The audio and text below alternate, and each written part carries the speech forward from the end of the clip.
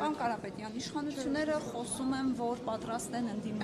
ընդդիմության հետ կառուցողական դաշտում աշխատել, բայց ելույթները մենք տեսնում ենք, այս պայմաններում ինչպես եք պատկերացնում այդ կառուցողական դաշտում աշխատելը իշխանությունների հետ։ Պետք է չմոռանանք, ինչի համար ենք հավաքվել։ Եթե դուք նկատեք իշխանության հայտարարությունները, դրանք հին են, դրանք մասնավորեցված, անհատական, անձնավորված են։ Մեր հայտարարությունները, մեր ուժի ներկայացուցիչների հայտարարությունները խնդրում եմ մեր հայրենակիցները թող որակական տարբերությունը նայեն։ Մարդիկ խոսում են խնդիրներից, խոսում են օրինակ հայփոստի բարձրացած սակագնից, խոսում են հայփոստի էֆեկտիվության կտրուկ աճից, կառավարման համակարգից։ Ինչ ենք մենք տեսնում, ինչն է մեր խնդիրը պարոն Կոնջորյանի տեխնատության հետ, որ կա շահերի բախում։ Ազգային ժողովը նշանակում է կառավարություն, որտեղ աշխատում է նախարարը բարձր տեխնոլոգիաների, որի տակ կա հայփոստը։ Վերահսկողության մեխանիզմը ազգային ժողովը պետք է վերահսկեր, որ մի կետով 80% չբարձրացնեին սակագինը։ Կան ընկերություններ, որ 10 տարի չեն բարձրացել սակագինը, անգամ թանկացումների այս ժամանակաշրջանում։ Դուք գիտեք, որ ընկերության մասին է խոսքը։ Եթե իշխանության եւ եթե ընդհանրապես օրենսդիր իշխանության ազգային ժողովում որևէ աֆիլիացիա չլիներ այդ ընկերության տնօրենի հետ, այսինքն եթե տնօրենը այդ ընկերության եւ ազգային ժողովի իշխող կուսակցության խմբակցության ղեկավարը իրար հետ կապ չունենային, հարց պետք է առաջանար այդ անձնավորությանը, իհարկե չեմ ուզում որպես ֆիգուր եմ ասում, թե ինչու է սակագինը բարձրացել, ինչու այդ ժամանակվա ընթացքում որևէ շահույթ չի ստացվել, բաշխվել է 0 դրամ,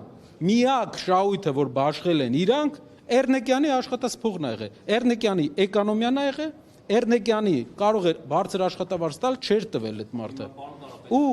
էկոնոմիա արել, խնայելա։ Շահույթներ չի տվել պետությանը, իրենք եկան եւ սկսեցին պետության հետ համաձայնեցրած խոսքը իրենք ասեցին, որ պետության հետ համաձայնեցրել են, որ դեռ չբաշխեն։ Մենք ասել ենք, որպես սեփականատեր կարող եք բաշխել, ոչ թե չի տվել, այլ ներկայացրել է շահույթը, ասել են կարող ես վերաներդրում անես։ Դա իր իրավունքն է, բայց հենց դա Պարոն հեսա պատասխան, հենց դա ապացույցն է, որ էֆեկտիվ չեն կարողանում իրանք կառավարել։ Իրանց ընթացքում չի առաջացել այդ գումարը։ Այն դեպքում, երբ որ այդքան բարձրացրել են սակագինը, իսկ այն մարդկանց,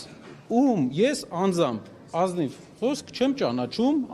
անձնական շփում չունենք, բայց էֆեկտիվությունը մենք տեսել ենք։ Խոսվում է կառուցողական աշխատանքի մասին, իրար չվիրավորելու, չհայրելու, բայց տեսնում եք, օրինակ Արաջ Ախմերյանը երկու օր է այսպես սադրում է սուր ելույթներ ունենում, հիշեցնում է ձեր հետ կապված ինչ-որ դրվագներ։ Հիմա դուք պատասխանում եք սրան նույն ոճով պատասխանել կամ ոնց եք արձագանքում, ոնց եք գնահատում Ռուբինյանի առաջարկությունը եւ իր թիմակիցների հակառակ բավարար։ Կարծում եմ մեր ժողովուրդը արդեն այդ կոնսենսուսին եկել է։ Ժամանակի հարց է, որ որոշ գործիչներ դա հասկանան։ Իհարկե կլինեն խնդրահարույց պահեր, ես էլ եմ տեսնում, որ կլինի խնդրահարույց պահեր, բայց հայկական քաղաքական միտքը եթե ազնիվ լինենք այսքան ժամանակ, ընդդիմադիր եւ իշխանական հակադրության այսքան ժամանակ չի եղել, որ չունենք մենք օրակարգում չի եղել քաղաքակիրթ հակադրության օրակարգ դեռ։ Այսինքն մենք մեր քաղաքական միտքը նոր է պատասխանում այդ հարցին, թե ինչպես պետք է սուր ընդդիմությունը եւ իշխանությունը, որը էֆեկտիվ չէ մեր կարծիքով, իրար հետ շփվեն առանց մարդկանց հիասթափեցնելու իրենց լեքսիկոնի համար։ Աշխատել պարոն Կարապետյան, դուք այդպես եք ուզում աշխատել։ Մեր ժողովուրդը բոլոր մեր այցելությունների ժամանակ ազգային ժողովից երբ հարցրել ենք, ասել են այդ խոսույթ չի, մեր երեխաներն են նայում, դա մեր երկրի վարքագծային օրինակ չի։ Մենք ուզում ենք մի բանի մասին ենք խոսալու, մնացողը բոլորը անցողիկ է, մարդկանց կյանքը փոխելու կետ առ կետ։ Պարոն Կարապետյան, սահմանադրությունից եմ ուզում ձեզ հարցնել,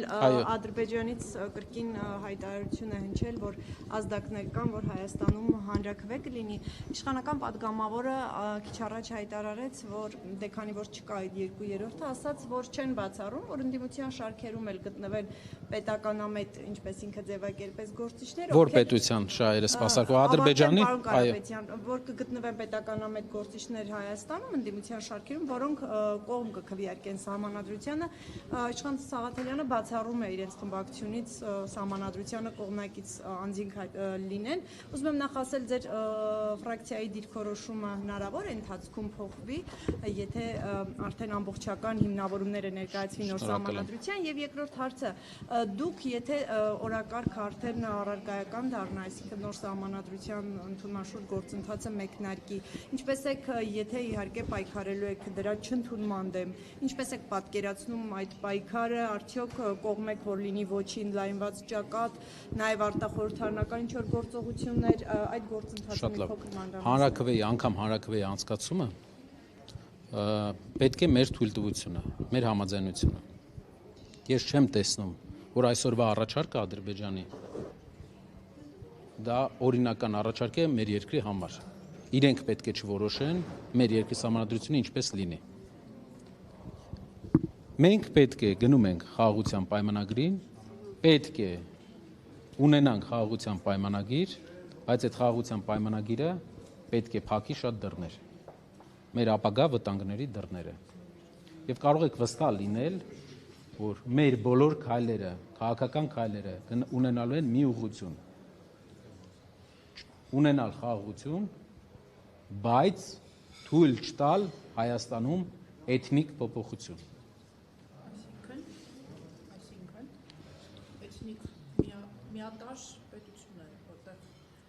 90%-ից ավել հայ բնակչություն։ Այո։ 4-5 ամսվա ընթացքում այսօր խոսքի ժամանակ նաև մեր իշխանական գործընկերները երևի չէին լսել խոսքերը, իրենց ինչ որ տեղից ուղարկում են, մինչև վերջ չեն նայում։ Բազմաթիվ անգամ հարևան երկրի ղեկավարությունը բազմաթիվ անգամ նշել է, որ իրենք ունեն միտք Հայաստանում փոխել էթնիկ ժողովրդագրական վիճակը։ Դուք չեք տեսնում դա։ Մեկնաբանում եմ այնպես, որ իրենց երկրի առաջնորդը 4 ամիս առաջ,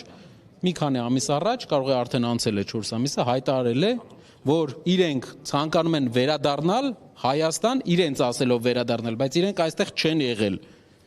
Եվ այդ իսկ պատճառով մենք տեսնում ենք, որ այդ մարդկանց ծրագիրը երեք էլ հայտարարեցի, եթե դուք ուշադիր լինեք, Ադրբեջանի կրթության նախարարը, դասագիրք գրողը, երեխեքին մեծացնում են այդ դասագրքերով, ասում է, որ Արևմտյան Ադրբեջանի թեզը մեր ապագա ազգային ինքնագիտակցության մի մասն է լինելու։ Այսինքն դուք 3 միլիոն ժողովուրդ է ապրում եւ Ադրբեջանը մտադիր է մեր երկրի էթնիկ կազմը փոխել, դուք էլ ակնարկում եք 300,000 ադրբեջանցիների վերադարձին։ մենք չենք ակնարկում, մենք ասում ենք, որ իրենք հայտարարում են այդ թեզը։ Այո։ Եվ ասում եք էթնիկ կազմը մասին, բայց փակագծերը չեք բացում։ Այո։ Դուք ակնհայտորեն նկատի ունեք թեզը, որ 300,000 ադրբեջանցիներ վերադառնալու են։ Բացեմ թեզը, որ իրենք ցանկանալու են Հայաստանում քիչ, ինչպես նշել եմ, դա կլինի տարիների ընթացքում,